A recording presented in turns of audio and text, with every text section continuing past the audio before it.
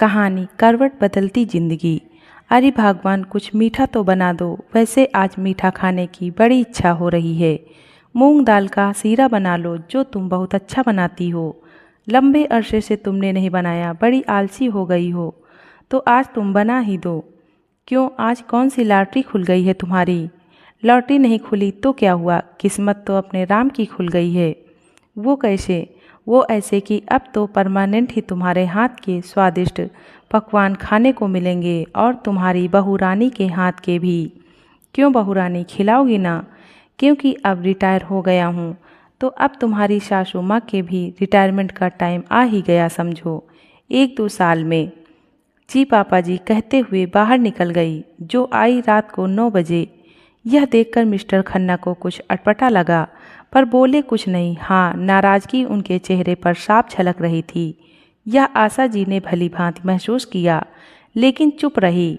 यह सिलसिला रोज ही चलता। बहू रोमा हर रोज इधर उधर किटी पार्टियों में व्यस्त रहती, और बेचारी आशा जी दिन भर किचन एवं घर के अंदर कामों में लगी रहती। थोड़े से आराम की या पति के पास घड़ी तो घड़ी बैठने बोलने बतियाने की भी फुर्सत तक नहीं थी। मिस्टर खन्ना अच्छी तरह से देख रहे थे और बखूबी समझ भी रहे थे।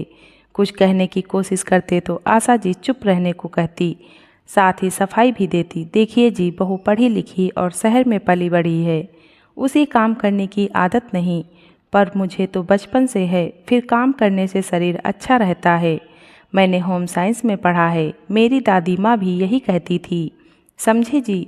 जी बिल्कुल समझा जी, लेकिन यह तो बहू रानी पर भी लागू होता है। फिर शुरू शुरू में किसी को भी काम करने की आदत नहीं होती, और काम भी नहीं आता, सीखना पड़ता है।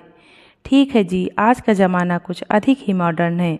बहू थोड़ा सहेलियों से मिल मिला लेती है, थोड़ा घूम लेती है, मन लगा रहता है। क्या जी, आप भी ना? कौन सा मैं घिस जाती हूँ? तुम घिस तो नहीं जाती हो, पर तुम्हारी लाडली बहू को कभी काम करते देखा ही नहीं है। क्या उसका काम केवल खाना पीना, सजना संवरना, घूमना फिरना ही है? कितने सालों बाद हमें साथ में रहने को मिला है, और तुम दिन भर चकर गिन्नी की बनी काम में लगी रहती हो। मुझे जरा भी अच्छा नहीं लगता भगवान। अब जिंदगी रही ही कितनी है। अपने बेटे बहू पोते पोतियों के लिए तुमने मेरे साथ रहना ही छोड़ दिया था कि अकेली बहू को परेशानी होगी, मगर मैं देख रहा हूँ तुम्हारी बहू कभी नहीं सोचती तुम्हें भी तकलीफ़ परेशानी होती होगी ना। फिर तुम्हारी भी तो उम्र हो गई है, बहुत कर लिया घर के लिए, हमारी अपनी भी जिंदगी है। इससे तो मैं वहीं भला था। गुप्ता जी तो कह भी रहे थे कि वहीं रह जाऊं और तुम्हें भी यहीं बुला लूं। सारी जिम्मेदारियां तो पूरी हो गई हैं, अब खुद के प्रति भी जिम्मेदारी निभाएं। लेकिन नाराज़ क्यों होते हैं? उन्हें मेरी ज़रूरत थी, तभी तो इनके साथ रहना पड़ा, वरना मुझे भी आपके बिना कहाँ अच्छा लगता है जी। अब तो बच्चे भी बड़े हो गए हैं, स्कूल भी जाने लगे हैं। बहू रानी तो इधर उधर रोजाना घूमती रहती है, तो अब घर का काम संभाल सकती है। फिर तुम क्यों सारा दिन खटती रहती हो? बस अब बस, इस थके हारे शरीर को आराम भी दिया करो। मैं भी जगा रहता हूँ, सोने का तो बहाना करता हूँ, वरना तुम तो मेरे भी हाथ पैर दबाने बैठ जाओगी और अपना दर्द जताओगी भी नहीं। देखता हूँ रोज़ देर रात गए बाम लेकर कमर, हाथ पैर और माथे पर लगाती रहती हो। अब तो बस भी करो यार, थोड़ा समय इस गरीब के लिए भी निकाल लिया करो। बहू रानी संभाल लेगी घर, ये सब अब बहू रानी की जिम्मेदारी है। समझी भगवान? जी समझ गई जी, लेकिन बहू की आदत नहीं है ना, फिर एकदम काम छोड़ दूंगी तो बहू को बुरा लगेगा जी। यह तुम मुझ पर छोड़ दो, चलो अब सो जाते हैं। दूसरे दिन सुबह नाश्ते के समय सबको डाइनिंग टेबल पर एक साथ आने को कहा। सब लोग एक साथ आकर साथ ही नाश्ता करने लगे। नाश्ता खत्म होने के बाद मिस्टर खन्ना ने कहना शुरू किया, देखो बहू रानी, हमें 1 साल से भी अधिक हो गया है आए हुए। जैसा कि हम सब जानते हैं कि एक निश्चित उम्र पर तो सरकार भी काम से छुट्टी कर देती है, और साथ ही भरण पोषण के लिए हर महीने निश्चित धनराशि भी देती है। तो क्यों नहीं घर में माता पिता और अन्य बुजुर्गों को भी काम से छुट्टी मिलनी चाहिए? चाहिए कि नहीं? क्यों बहू रानी, मैं सही कह रहा हूँ ना? जी पापा जी। तो फिर आज से आशा जी को भी काम काज से छुट्टी दे दो। आज से घर का सारा काम, खाना वगैरह वगैरह सब तुम ही करोगी। तभी उसे आराम मिलेगा, है ना बहू रानी? जी पापा जी। मरे मन से यह कहते हुए अंदर चली गई। आज से सारा काम रोमा के जिम्मे आ गया। इस तरह दिन गुजरते रहे। रोमा की आज़ाद जिंदगी को मानो ग्रहण लग गया था। पहले तो आशा जी लगभग सारा काम निपटा लेती थी, इसलिए उसे कुछ खास करना नहीं पड़ता था। बस यूं ही थोड़ा बहुत नाम के लिए कर लेती थी, लेकिन अब तो जान गले में अटक रही थी। इन दिनों तो खाना भी समय पर नहीं बनता और ना ही ढंग का बनता था। मिस्टर खन्ना समझते सब थे, मगर कहते कुछ नहीं थे। हाँ, राहुल और बच्चे किट किट करते रहते थे। उन्हें खाना बिल्कुल ही पसंद नहीं आता था। बच्चे कहते, दादी माँ आप बनाओ ना खाना, मम्मा को अच्छा खाना बनाना नहीं आता। राहुल ने भी कहा, क्या बात है मम्मी, पापा ने एक बार क्या कहा, आपने पूरी तरह से हड़ताल ही कर दी। हफ्ते एक आध बार तो खाना अच्छा खिला दिया करो मम्मी। ऐसी बातें सुनकर तो रोमा और भी घायल सिरनी बनती जा रही थी। बहुत हो गया तुम सबका नाटक, दिन भर मर मर के काम करो, फिर ऊपर से इनके नखरे सबको बैठे बैठे चाहिए। और फिर धीरे धीरे से बड़बड़ाती, जब से बूढ़ा आया है नाक में दम करके रखा है। बेचारी बुढ़िया काम करती थी तब कितना आराम था, लेकिन बूढ़े ने आकर सब गड़बड़ कर दिया।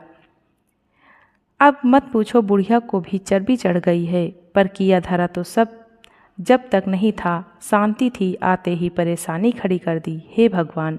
मिस्टर और मिसेस खन्ना तो अक्सर अपने कमरे में रहते, हाँ कभी कभी बाहर दालान में भी बैठते थे। एक दिन इस तरह बड़बड़ाते हुए सुन लिया तो आशा जी ने कहा, बहू तुम हमारे लिए इस तरह का भाव रखती हो? अरे इतने साल तेरे आगे मजदूरी की, तुम्हारे बच्चों को पाला पोसा, तुम्हारा घर संभाला, और खन्ना जी हर महीने अपनी पगार एक मोटा हिस्सा तो यहाँ भेजते थे, वह भी तो तुम लोगों के ही काम आती थी। मैं तो 2 टाइम की रोटी ही तुम लोगों से खाती थी। कभी सोचा तुमने क्यों इस तरह से मैं काम करती थी? लेकिन तुम यह सब सोच भी कैसे सकती हो, जो रिश्तों के मायने भी नहीं समझती, इस तरह की बातें करती हो? अरे मुझे तो खुद पर शर्म आने लगी है। तुमको काम करना पड़ रहा है, इसलिए इस तरह की बेहुदा बातें कर रही हो। अरे हमारे बारे में भी कभी सोचती, लेकिन तुम्हें क्या पड़ी है? आज मुझे समझ में आ रहा है, वाकई कोई किसी का नहीं, सब मतलब के यार हैं। मैंने अपनी माँ को अक्सर कहते सुना है, काम वाला है चाम वाला नहीं। कितना सच है, वाकई काम प्यारा है, व्यक्ति नहीं। आज मैं काम नहीं करती हूँ, खन्ना जी भी रिटायरमेंट के बाद यहाँ आ गए तो अब पैसे भी नहीं आते, और मैं भी जब तक नौकर की तरह लगी रही तब तक अच्छी थी, मगर अब दोनों की गिनती केवल बूढ़ा बूढ़िया में रह गई है। कुछ पूछने पर बात बात में यह कहा जाता है, चुपचाप बैठे रहो, क्या करना है आप लोगों को? जब तब बीच में टपकते रहते हैं। हमारी लाइफ में दखलंदाजी मत करो, हमें चैन से जीने दो। न खुद काम करते हैं, ना ही किसी नौकर को टिकने देते हैं। इस तरह की बातें करते हो, मन को चुभ जाती है, भीतर ही भीतर गड़ने लगती है। लेकिन हमने कब कहा कि नौकर मत रखो? यह तुम ही रोज ही खर्च पूरा न पड़ने का रोना रोते रहते हो। तो हमने कहा था, काम भी कितना है, नौकर की क्या ज़रूरत है? वो तो ठीक है, लेकिन मैं अकेली इतना सारा काम कैसे करती? पापा जी ने तो मम्मी जी आपको भी मना कर दिया। तुम्हारी मम्मी जी अकेले कैसे करती थी? मैं भी तो करती थी। अच्छा, तुम्हें काम करने की फुर्सत थी? पापा जी आप हद से बढ़ रहे हैं। बहू खबरदार, जो अपने पापा जी के लिए कुछ कहा, हाँ हाँ कुछ कहो मत, बस बिठा कर रखो इनको, इनसे मुफ्त की रोटियां तुड़वाते रहो। बस अब एक शब्द नहीं। चलिए जी, यह अपना घर नहीं है और ना ही ये अब हमारे कुछ हैं। चलिए चलते हैं। ठीक है आशा जी, आज ही चलते हैं। तुम अपना सामान बांध लो, तब तक मैं टिकट ले आता हूँ। और हाँ, सिर्फ हमारे कपड़े ही लेना, और तुम्हारा अपना व्यक्तिगत सामान जो भी होगा ले लेना। जी हाँ हाँ, जाओ, ताकि हम भी चैन से जिएं। जरूर जियो, हमारा आशीर्वाद है। वैसे ज़रूरी नहीं है, चाहिए तो रख लेना। कहते हुए खन्ना जी टिकट लेने चले गए और आशा जी पैकिंग में जुट गई। मगर आंखें थीं कि गंगा यमुना हो रही थी। दिल बेचारा रो रहा था, बिलख रहा था। माँ का दिल जो था, मगर दिमाग कह रहा था, ऐसी औलाद के लिए मैंने ज़िंदगी के सुनहरे साल यूं ही खो दिए।